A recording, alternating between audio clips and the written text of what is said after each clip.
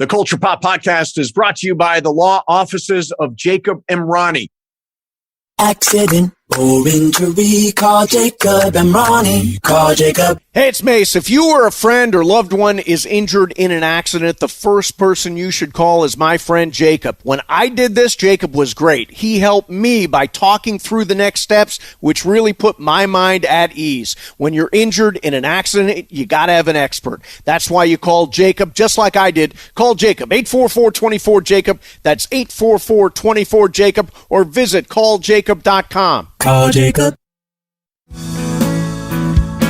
Hi, everybody. Welcome to the Culture Pop Podcast. I'm Steve Mason, and that is Sue Kalinsky. Sue Ballou, how you doing? I'm good. I'm remote in North Hollywood at my friend's house while I sit here and edit our documentary. Yeah, this is the one about Silver, right? About Silver Saunders Friedman, yes. Yeah, very nice. And how far along are, and by the way, live from North Hollywood is exciting. Where are you in the process of doing the documentary?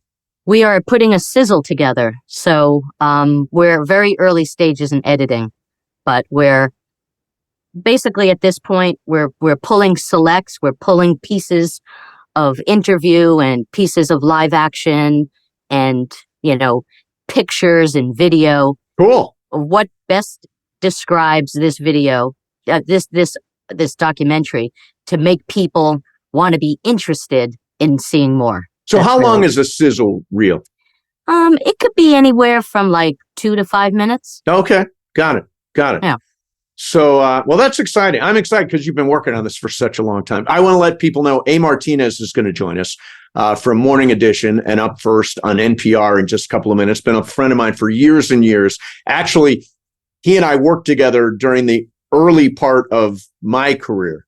The Mason and Ireland show back in the 90s, which is just crazy that it's been that long. So, yeah, and you're going out of the country, huh? I'm going to Cabo. Cabo, nice. Pure vacation, no camper. No camper. Not taking the camper to Cabo. Some places the camper just does not go. So before we get to A, you had something you wanted to throw out there. So I want to get your take on this. I read that Robert De Niro is going to be doing a series of ads for Uber as Travis Bickle. Yes. I think it's bizarre. Yep, I do too. Now, do you think he needs the money? Well, that's an interesting question because I understand, using a recent character in some sort of commercial situation, but this is a character that is iconic from 1975 or 1976 or whenever that was. You've got the Mohawk and you've got the you talking to me, all those famous, and apparently he's going to just mine this stuff and use it in some sort of commercial way. Well, now that he's 80? Yeah. To hear him say, "You talking to me," is it that he doesn't hear? He doesn't hear. He's talking to me. Or he doesn't understand? You talking to me? Or he's like, "You talking to me?" and he's looking around because he doesn't know where it's coming from. I mean, it just seems so ridiculous to me. It seems desperate. Now, here's the weird thing about him. So he's got a very unique career because he's making paycheck movies. I think he's made like 5 or 6 of them in the last 5 years. But he also did the movie with Leo that's coming up. Oh yeah, I know. Something of the Flower Moon. Why do I not know that? Yeah, look it up. It's Scorsese's movie. Yeah, with Leo.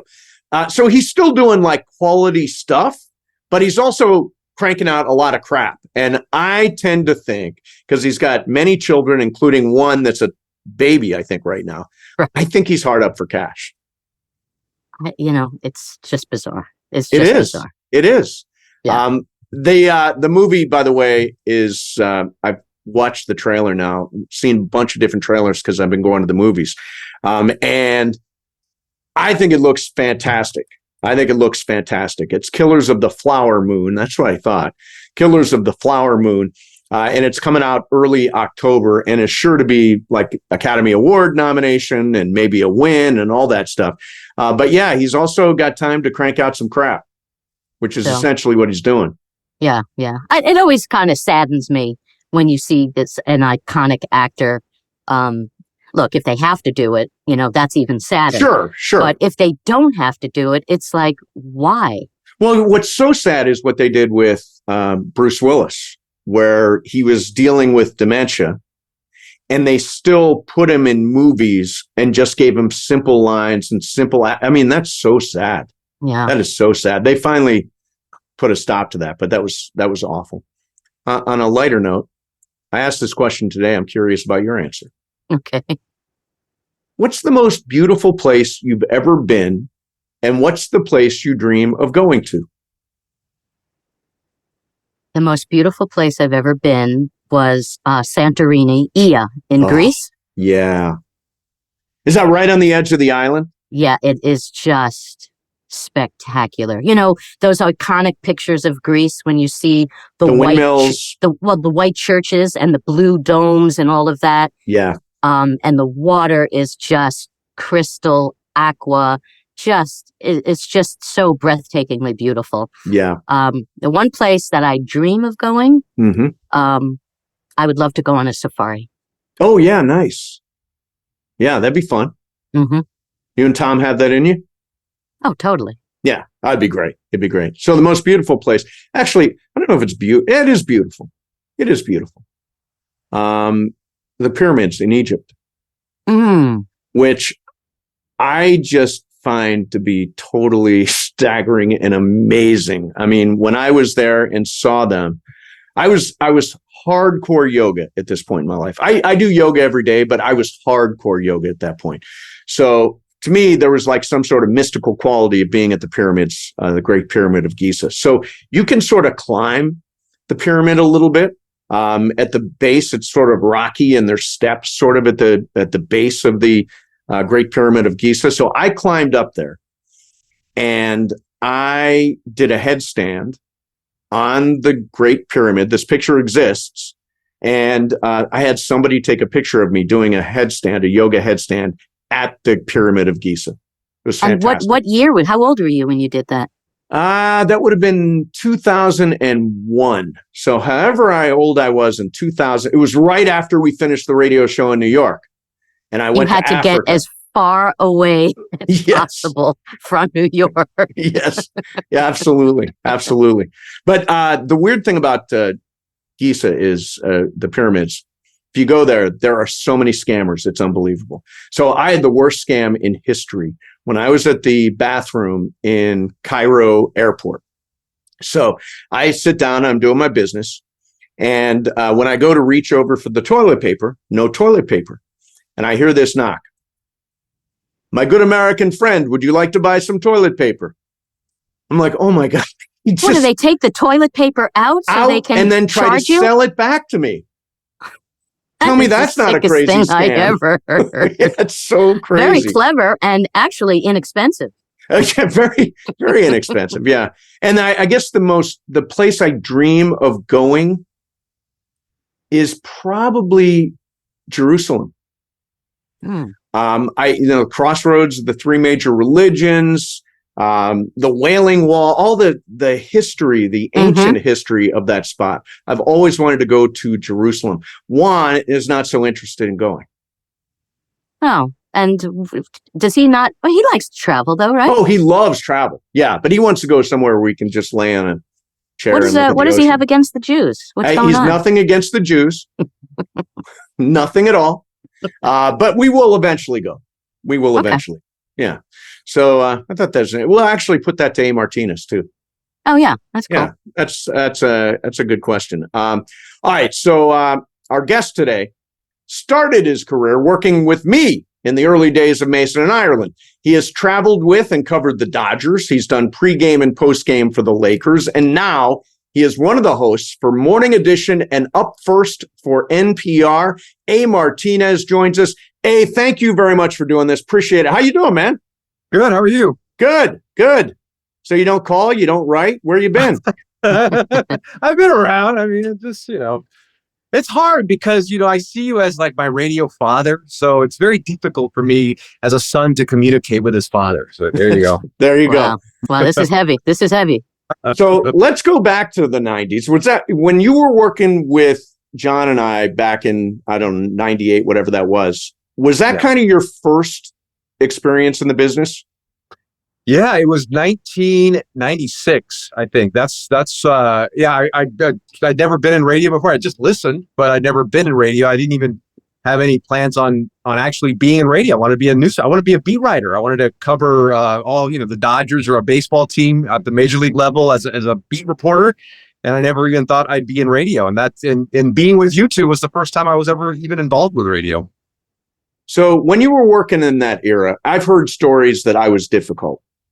How difficult was I in the 90s? Hey, I've heard the stories too. You were difficult with me. But yeah, I did hear the stories after the fact, though. I don't know if it took a bit for you to settle down, because some of the stories I heard were kind of funny and amazing, kind of like the whole swimming with sharks movie dynamic. There was a little bit of that going on. Yeah. Well, I've changed.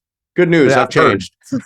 Well, I wanted to know what Steve was like, because I worked with Steve on morning radio in New York for a year and a half in 99 to 2000. And I was still in my a-hole stage. he was total a-hole, and a different A. He was an a-hole. I wish I'd seen that side, though. I honestly, all kidding aside, I've never seen that side. I personally have never seen that side. I'd heard the stories, but I'd never seen that side. Yeah. So it would be a revelation of me.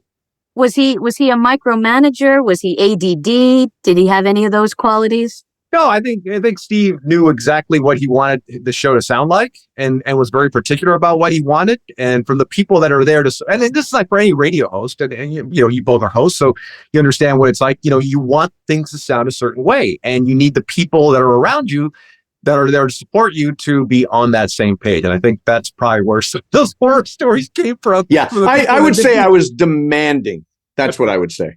Demanding. There you go.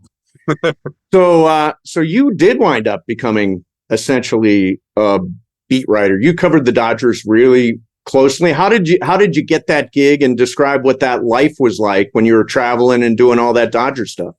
I always say that most of my career, pretty much all of my career, has been either through the kindness of others or through a lot of luck. So, after being with you and John as your board op, I went to be a kind of a weekend update guy at Extra Sports 1150. You remember that place, Steve? Oh, I do. I believe I was on there briefly. Yeah, and then that place got the Dodger contract, and I'd always been working at night. I did my updates at night. I had a weekend show also at night too, so there was never anyone around. And because there was never anyone around, I'd always bring my baseball glove with me, or actually I have a weighted bat because I was still in those adult baseball leagues. Mm-hmm. And so I'd be in the hallway swinging my bat or throwing the ball up in the air. And then when we got the Dodger contract, I think it was literally like this. Well, he seems to like baseball. Why don't we have him do the pregame show for the Dodgers? That's because I can't remember asking for the job, wanting the job. I just remember being asked, "Hey, do you want to do that job?" And I think that's probably the reason why I got it. The screening process was very tough, apparently. So where did your love of baseball come from? Since you were a little kid? Yeah. Since when my mom married my stepdad, it's my mom. I grew up in an Ecuadorian immigrant household, and my mom brings home this white hippie from the San Fernando Valley into our living room, and all of a sudden I'm like open up to this big white world of humor, comedy, and also baseball. I'd never played baseball. I never liked it, but I know he liked it, and I liked him. And he watched him on TV, so I wanted to be near him while he was watching him. So that's where I started to love baseball, through him.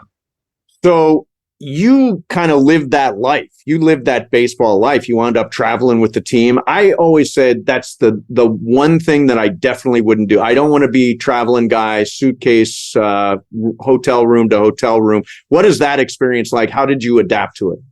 We would leave for Vero Beach, Florida on Valentine's Day every year. Every single year would be right around the same time, because pitchers and catchers would report right around the 16th or 18th of February, typically around that time.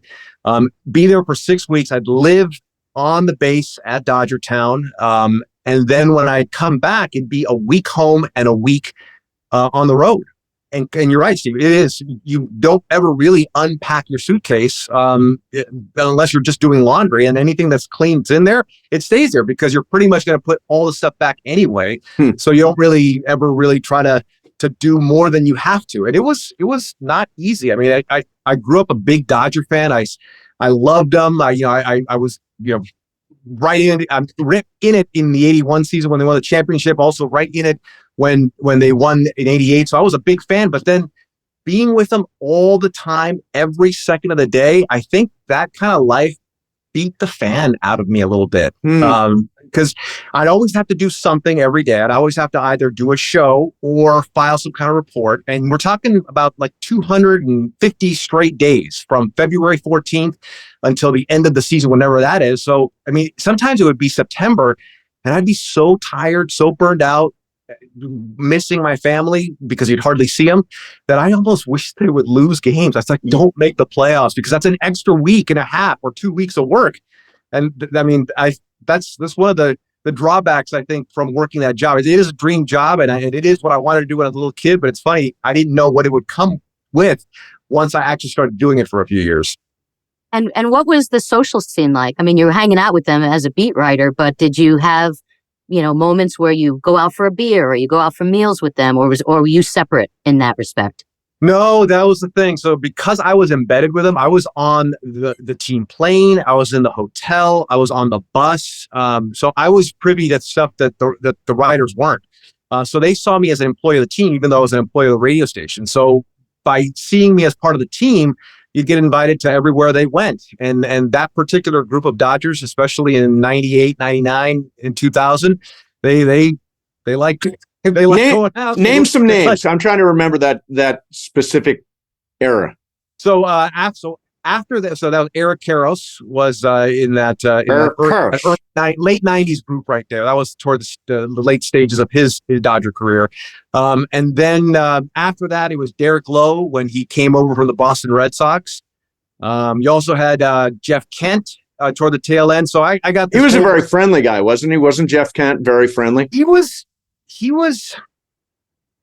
friendly when he would allow himself to talk to you. So I'd have to get the star of the game after every single game. And Jeff Kent did not want to be bothered with that. He just didn't like talking in general. But he told me every year, because I think he realized he was very smart about this. He knew what my job was. And he knew that eventually he'd probably hit a home run to win a game because he was actually one of the best hitters on the team. Yeah. And that I'd want to talk to him. But he said, you've got 3 of these.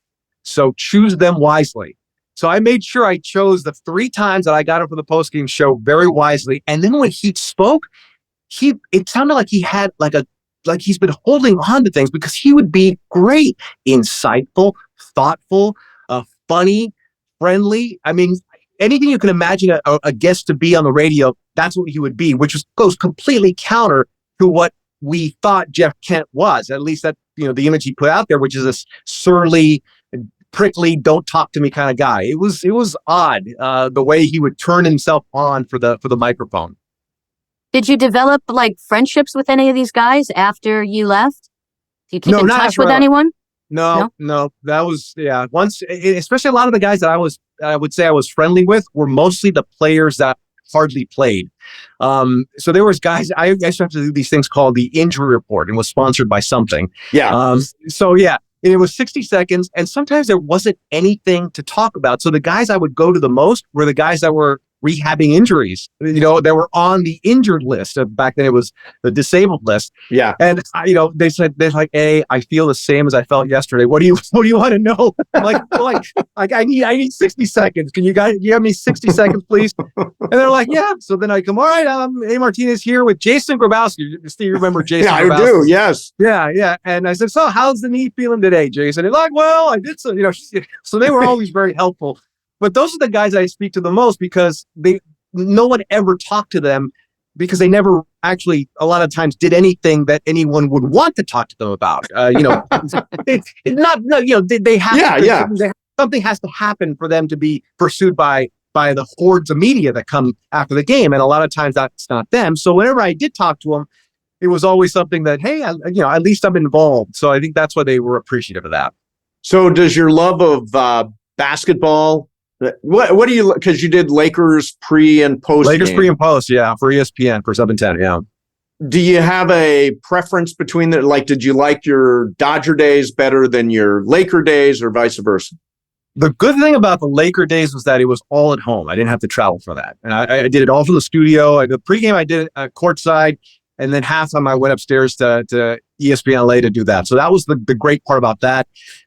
I'll admit, though, I grew up reading all the baseball books from the Dodgers, Yankees, and Giants of the 40s and 50s. So I fell in love with that whole idea of being able to travel with a team. So being able to be at all these stadiums that I'd read about, and meeting some of the people that are in some of these stories that I'd heard about, that I'd read about too, that was always really cool. My first day at Dodgertown in Vero Beach, 1998, I believe, and I go into the cafeteria at Dodgertown, and I go through the line, and I have my plate, and I'm very nervous because I don't know where to sit. There's one table, one big giant circular table that's closest to the dining room entrance, where only Hall of Famers can sit. So I know I'm definitely not sitting there, right? So I try to find the corner, the furthest place away from that table where minor leaguers are sitting, or employees, just off, Vero Beach employees are sitting. And I go sit over there, and Jaime Jarrín, the Hall of Fame Spanish language Dodger broadcaster, walks in. He sits down, and he calls me over. He goes, Jorge, ven acá, ven acá. And I was like, oh my God. So I take my tray, I'm shaking, my hands are shaking, right? I sit down, and because you can be at that table if you get invited. So, okay. So it's me and him. Great. I'm like, this is a dream. I'm living a dream right now. So next up, they're playing the Reds that day. Sparky Anderson walks in. And Sparky Anderson sits down next to Jaime because, of course, he's a Hall of Famer. And, of course, where would he sit? Next to the other Hall of Famer, right? Yeah. He sits in there. Then Johnny Bench walks in. Wow. After that, you've got Tommy Lasorda who walks in. This is my first day at Dodgertown, and I'm sitting next to Hall of Famers at a table. I'm the only idiot that obviously shouldn't be there, but I can't believe it. Koufax walks in later, and he has a glass of orange juice. I mean, this is my first day in baseball, and I'm sitting at a table stocked with Hall of Famers. Wow. It was an incredible experience. So those are the kind of memories that I fondly think about when I think about my Dodger days. So you and I have someone in common. I am very good friends with Sal Licurdo. Yeah. So we were talking about you the other day. And So who's Sal Licurdo? Oh, sorry, Sal Licurdo. Is he still the program director? I know he got bumped up at NPR. He's at NPR now, yeah. But he was essentially the program director at KPCC. Yeah. Okay. So I actually am friends with his wife, who I know since elementary school. Oh, wow. So we were talking the other day, and he told me that you are like a sports savant. You know sports history. So when Steve and I, years ago, when I used to do some goofy stuff with Steve and John, and I used to come on and do a trivia section. And I have this crazy book from Bill Mazer, and it was copyrighted in 1981. So I would ask questions, but never give a disclaimer that it was as of 1981. Correct. So some of the answers may have been correct, but as far as the book was concerned, it wasn't correct. Bill Mazer was right at the time he wrote it. Exactly. Right. Yes. Yeah, So I'm going to ask you a question, and it's as of 1981. Okay. And I want you to tell me what's the oldest baseball stadium as of 1981. As of 1981, it'd have to be either Wrigley or Fenway, and I'm going to guess Wrigley. Yes. Is it Fenway? It was Comiskey. Oh, Comiskey, okay, wow. as of 1981. As of 1981. Fenway is the oldest park now. But Comiskey had been there longer than Fenway Park? Yes, as of Wow. 1981. According to Bill Mazer. Maybe he was I'm gonna have crazy. to I don't know. fact check Bill Mazer. That doesn't sound right. What is going on with hear Bill? your skepticism, Steve, because I share it. Yeah, I'm not. By the way, the whole point of the bit was always, she confused us. She just confused us the way she's doing right now. It's an effective bit. There you go. So how did you wind up at KPCC? Because that was an unusual jump. You went from doing Lakers pre and post to really the great public radio station in Southern California, KPCC. How did that happen? So I was in negotiations with ESPN LA for my next contract. And I was also talking with, and I forget if it was either Prime or who was doing the Lakers in Spanish, because I was talking to them about being their Spanish language sideline reporter for the television broadcast. So all this, we were just talking about this, and I wasn't sure where it was going to go. And then all of a sudden, the opportunity came up to join KPCC. The money was a lot better that KPCC was offering, and I figured, why not? I mean, it was so out of the blue that I figured, well, it sounds like a great opportunity. The money's better than what I'd be making if I combined both jobs at ESPN and doing a Lakers sideline in Spanish. Why not? I mean, it seems like, it's radio. How difficult can it be?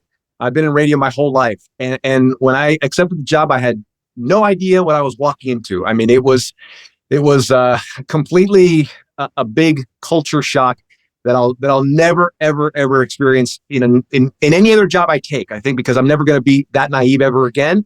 But yeah, I walked into something that was quite different than I'd ever experienced. What was the most challenging part of that shift for you? The two things that were the most challenging, and they're equal, I would say. The first thing is just being up on news, on current events and politics. I had been eyeball deep in sports my whole life. I never really, I mean, I wouldn't have probably been able to tell you who the mayor of Los Angeles was back then. And, because it wasn't something I was really into. I just lived and breathed sports. So getting up to speed on news, current events, politics, to know who did what does what.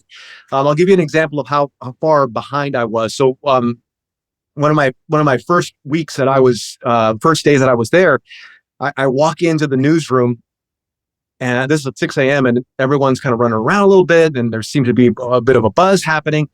So I'm being overwhelmed because, like I said, this is one of the things that I was overwhelmed by. I didn't realize what I was walking into, and it was the learning curve was very steep for me.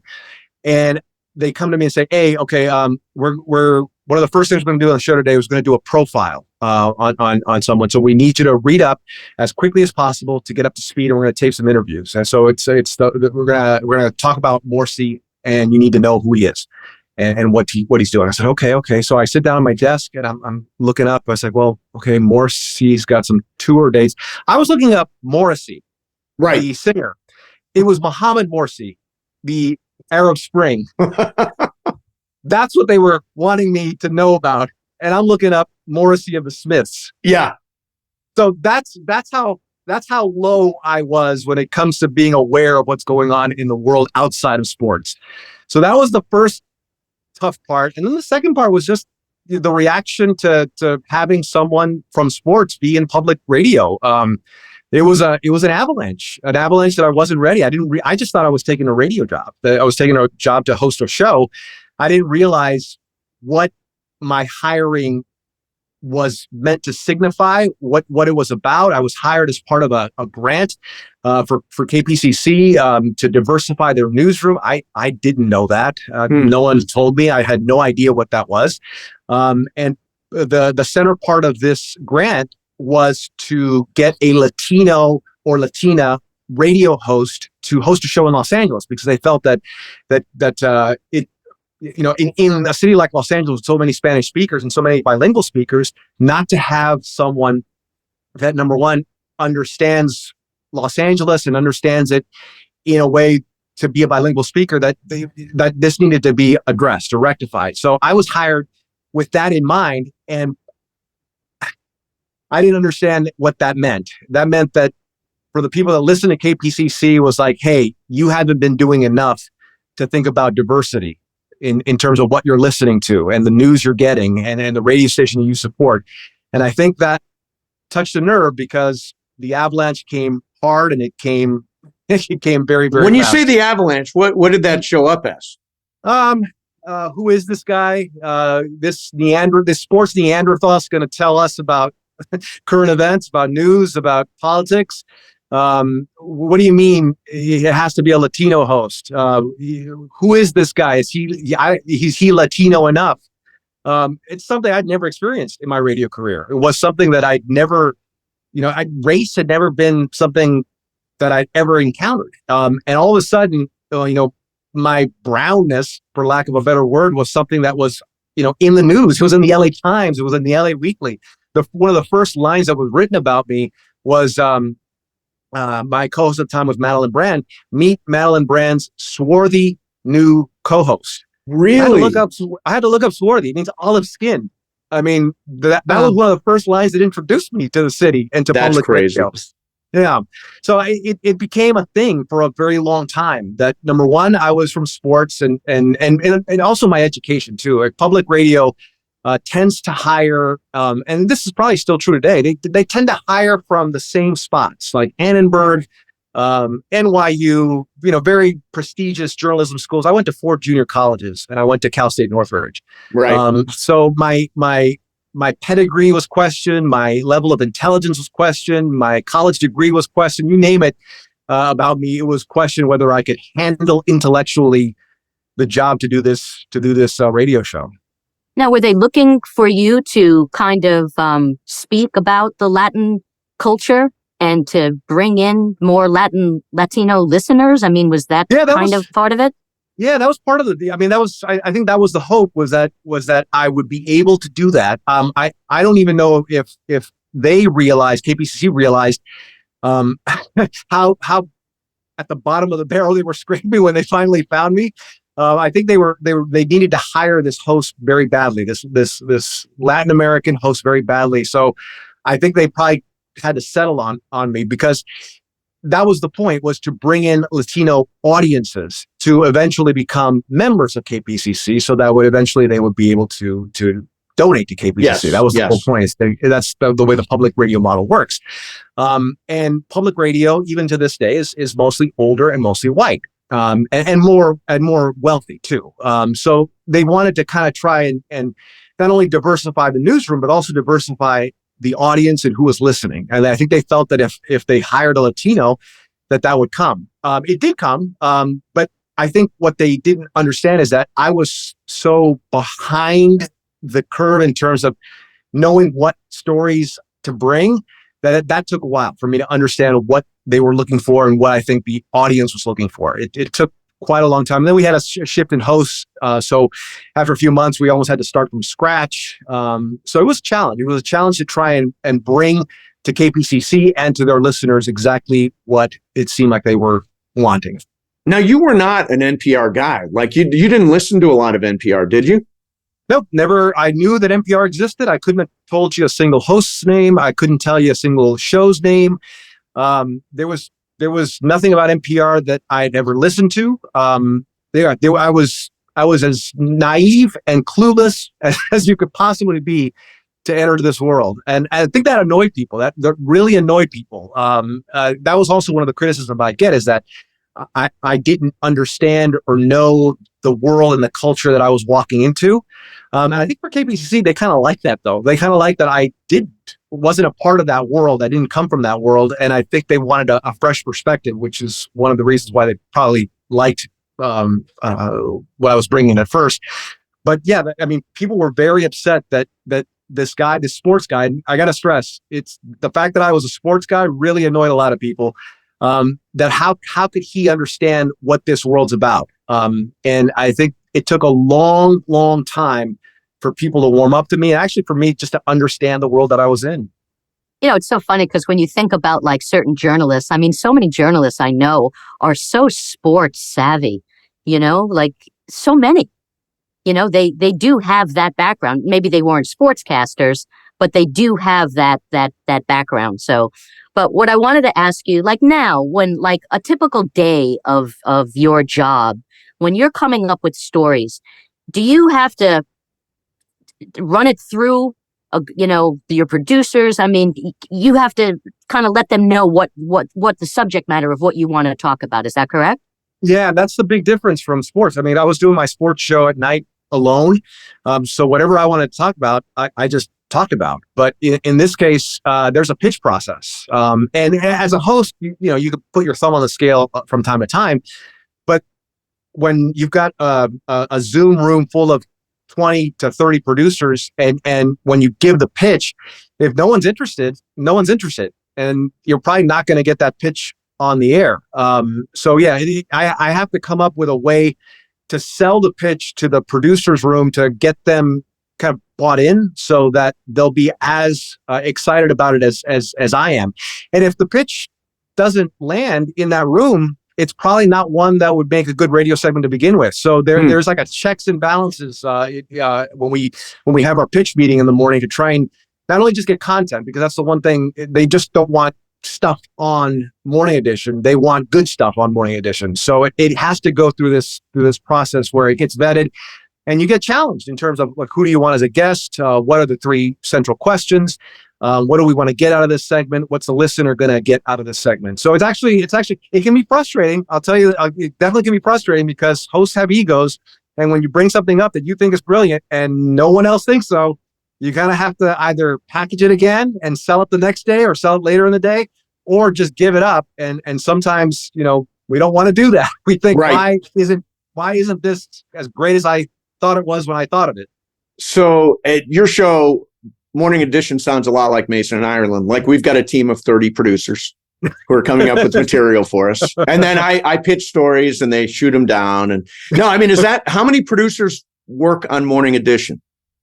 I mean, it's probably around 20 to 30. I mean, depends on, and they're working at different times of the day. So there's always a team of 3 or 4, or depending on what time of the day is, that always has a show. We have this email that it's called the pass-off email. I never knew something like this existed. But while one team is working on wherever the show is, they'll pass it off at some point to the next team. And that next team will take up the work of the previous team. In other words, so if scripts need to be tightened or edited, or if a guest needs to be confirmed, that team takes it. And round the clock, there's a pass-off team that takes the previous, bit of work.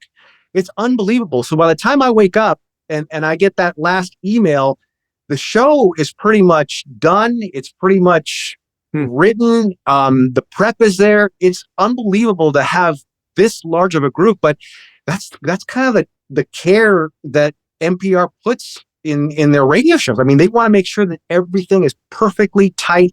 It's fact-checked. It's ready to go. I'm prepped in terms of what the guest might say, so that I'm ready to counter or to fact-check them as quickly as possible. It's unbelievable how prepared that show is before it goes on the air. And when do you get that? You get that the night before or the morning of? For me, if I'm hosting the show tomorrow, I'd be asleep at 1:00 in the afternoon, and I'd wake up around 8:30. I wake up at 8:30 because that last email for me comes out at 8:30. And then I'll see where the show is, and that's pretty much how the show is going to be. And then I start to read in, I start to check out the scripts, I start to check out and need anything that I need to write. There are little parts of the show that hosts are responsible for, if they're not part or responsible for a script in a segment as well. So there's a lot of stuff that I check in on right at 8:30, and then I try to get, a workout in or do something, to kind of wake myself up. And then by 11 o'clock, I'll drive into NPR West in Culver City and basically ready to tighten anything else that needs to be tightened. Maybe if it's a two-way interview with one of our reporters, maybe I can get on Slack or through Zoom with that reporter just to get a sense of like that we're on the same page, that nothing's changed with the story that they're reporting on. And then tighten up anything else that needs to be done. And we start pre-production at around 1:30 in the morning. And for me, the show goes live at 2 a.m. So then, for us, we don't really get breaking news. Stuff doesn't really change that much because it's 2 a.m., 5 a.m. on the East Coast. Right.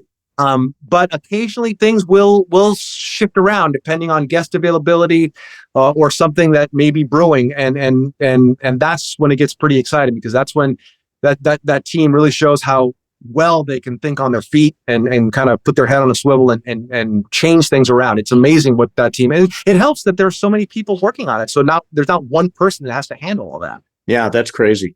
So I want to ask you, we don't do any politics on this show. Okay. on this podcast. And I don't do any politics on Mason and Ireland. Maybe somewhere in the past there might have been some politics. Do you like being in that? Because you deal with it, both sides, all sides. Do you like being in that world? Yeah, and the great thing about it is we don't give our opinion.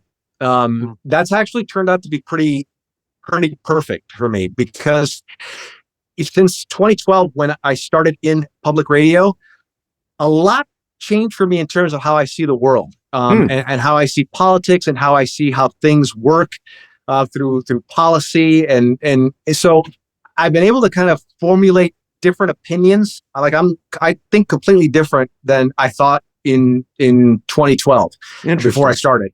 But luckily for my job, I don't have to give I don't have to. We're not giving our opinions. Right. We're doing our interviews and we're reporting. I think things would be a lot different if I had to give an opinion, because there's too many things I've been exposed to now, where I think my opinion might get me canceled in certain ways. Sure. So that's what's great about this job, in that we don't have to do that, and we can just keep it strictly to what the journalism of NPR is about, which is reporting the story, reporting the news, and then letting our listeners figure out what they want to think about it. Yeah, well, you can't be biased. I mean, that's the difficult part. That would be the difficult part for me, because I have such a strong opinions just read about Sue's things. Facebook page. That would be very difficult for her. Well, I used to post a lot of political stuff. I don't really anymore, because I got sick of it. But Well, see, the thing about that though is so we're human beings, so we do have a bias. I mean, it's impossible to exist without one. I think that would make us AI, right? The thing that's going to replace all of us eventually, right? Yes. But I think so. I think that doesn't paint a picture of how we do our stories, because we're still following the rules of journalism. That's still something that we still have to kind of adhere to. But I mean, if you're talking to a politician who says something racist, if you call them out and say it's racist, I don't know, that's not a bias as much as you're just pointing out the fact of what was said. So I that's one of the things in journalism, I think, today that I think a lot of people are struggling with, is like, exactly, should you allow, a bias out? I think we're human beings. We feel compassion.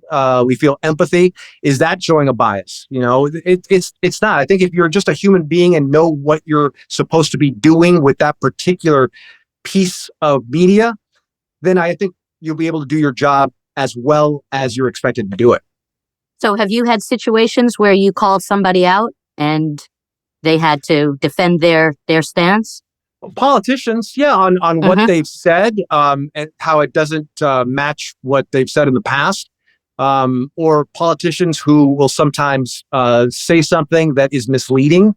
So I'll have to, in the moment, as best as I can, to call them out on certain things. Right. It's happened with a lot of interviews, especially some of the things that are most hot button, like say immigration. I'll talk to politicians who have said one thing, but then when it comes to voting on a certain piece of legislation, will vote in a completely different way. And we have to call them on it.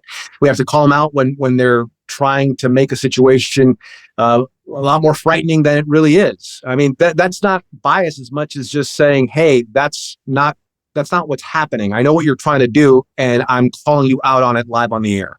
To me, the most frustrating thing when I watch someone on the news is when they're asking somebody a question and the person is dancing around the question, and then they say, you didn't answer my question. And then they dance around the question and they never answer the question.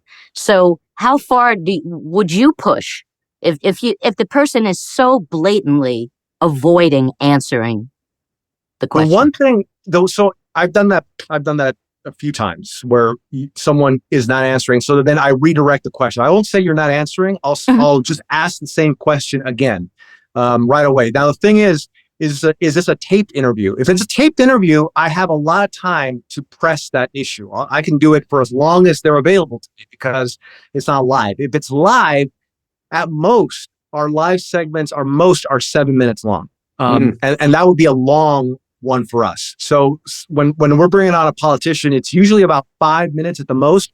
So then I got to decide, how important is this? And am I hopeful that the listener understands that that person didn't answer the question? Because if you just spend the entire 5 minutes on one or two questions, then have we served that segment? Have we served the listener? Is there other things that I should have gotten to that my ego wouldn't allow me to get to because that person didn't answer the question? So it's that weird call that you have to make in the moment in terms of how much do you want to push this issue in that moment. I'll do it once in a live interview just so that people understand that, hey, he didn't answer it or she didn't answer it this time, and I'm going to give them one more chance to answer it. And then hopefully, as a listener, you hear that they're avoiding it, and then at least you get that out of that segment. But if it's a taped interview, if it's something that we're taping, I can be a jerk about it and just completely just sit on it until they give an answer. Or until I say, hey, okay, so I guess that's not something you want to address right now. And then we'll move on to other things. So speaking of really difficult questions, how are the Dodgers going to do this year? Oh, I've been a Dodger pessimist over the I have too. I think this is not our year. I'll come out and say it. It's not our year. Braves are too good. Yeah, Braves are great. The Braves are too good. I think the Dodgers, they have a couple of issues, and maybe more than a couple on their pitching staff that I don't think is going to help them in a short series. And then if they eventually come up against the Braves, I think that the Braves are way too good. I don't know how they're beating the National League. I think I can see a good World Series with a team in the American League with the Braves in the National League, but I just don't see them being beaten in the National League. I know that Dodger fans probably at this point expect that from me because I always seem to be saying how they're not going to win the World Series. Right. Well, what's interesting is I know so many people, so many Dodger fans who are saying, yeah, this isn't our year. Oh, wow. Okay. That I think it might be. Like people, this is the year because nobody thinks it's going to be the year. Well, so then if they win it this year, then can they get that 20? Because everyone likes to say that 2020 didn't count, but it's like it counted. It the absolutely counted. To do with counted. the schedule and how it turned out. They won the last game of the season, which is the World Series. I mean, I don't understand why everyone wants to say the Lakers and Dodgers didn't win their championship in 2020. Yeah, I think they played under very difficult circumstances in both cases. Whether it's the bubble or the way you had to travel and the way you had to deal with COVID amongst baseball players, I think it was very, very difficult to get through that season to actually win. So I hate that whole delegitimize the Lakers championship, delegitimize the Dodgers World Series. I just think it's completely unfair and unfounded and not right. And they weren't using trash cans to the best of my recollection. To the best of mine, too. Yeah, no, that was the bad guys in 2017.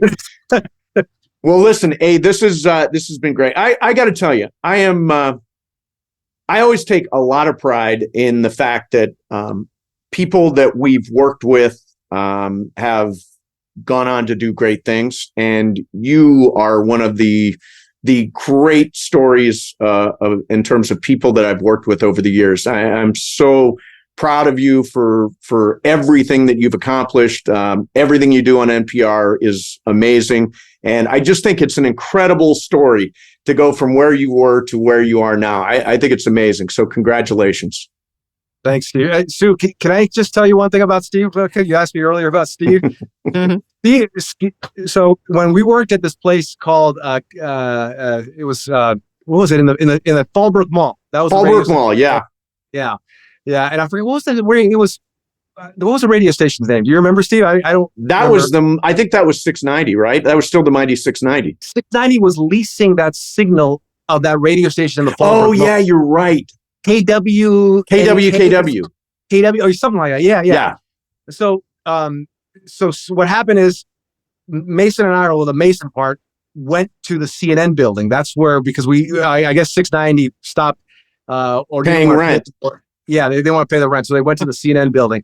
And so Steve Mason could have left me back there at that radio station at the Fallbrook Mall, but he didn't. Steve said, "I want A with me in the CNN building." And I'll always appreciate that, because I got to be right there with you and John sitting, finally side by side. I don't really know if I did much for you, but you let me be there. And I think that kind of kept my hunger for radio going, because I never had it before. So yeah, Yeah, Steve's the one that I always credit for just not. You didn't leave a guy behind, Steve. Didn't leave you at the Fallbrook Mall above the hot dog on a stick. Go. Brought you along. Well, dude, you've done great. It's been amazing to follow your career, and you should not be a stranger. We should get together, see each other in person. But this has been great. We really appreciate you taking a little while to talk to us. I know between your schedule, you probably have to. Are you no, on I'm tomorrow? not hosting. That's why I could do it today, because I'm not hosting tomorrow. Got it. And tell everybody it's NPR, obviously, Morning Edition and Up First are the two shows that you're involved in, right? Yeah. And definitely check out A on the radio. He is an unbelievable talent. A, thank you very much for doing this, man. We really appreciate it. Thanks, Steve. Thanks, Sue. There you go. There is A Martinez. And obviously I go a long way back with that guy. He was a kid, Sue. He was a kid. Yeah. Well, you did a great thing, and he's all grown up. He is all grown up, and he's really good. I've listened to the show. Yeah, he's very smart. He's very smart, very funny. He's done with politics and current affairs and international affairs. He's done all that the same way he did with sports. He's drilled down on it, and he knows it. It's really, really impressive. Yeah, and it's a tough gig. Sure it is. So I want to wrap this up by saying this. If you're watching the show, thank you. If you're listening to the show, you can get it on YouTube. Just go to YouTube and search Culture Pop Podcast, and you can see the pictures that go along with the words. If you're watching the show, you can listen to it. Go to Apple or Spotify, and you can listen to the podcast there. We always appreciate when you leave a comment, hopefully a good one. Hopefully a nice comment, a 5-star review, stuff like that. And if you do that, send us an email, maseandsue@gmail.com, and we will send you a very, very spiffy. I never use that word. I'd like to retract that word, spiffy. You like that word? Spiffy's okay. I mean, what? A swell? A swell Culture Pop Podcast t-shirt. Yeah, which is both swell and is also spiffy. Thank you very much for listening. Thank you very much for being out there, Sue Kalinsky. It's great to see you again. And we will see everybody next time on the Culture Pop Podcast.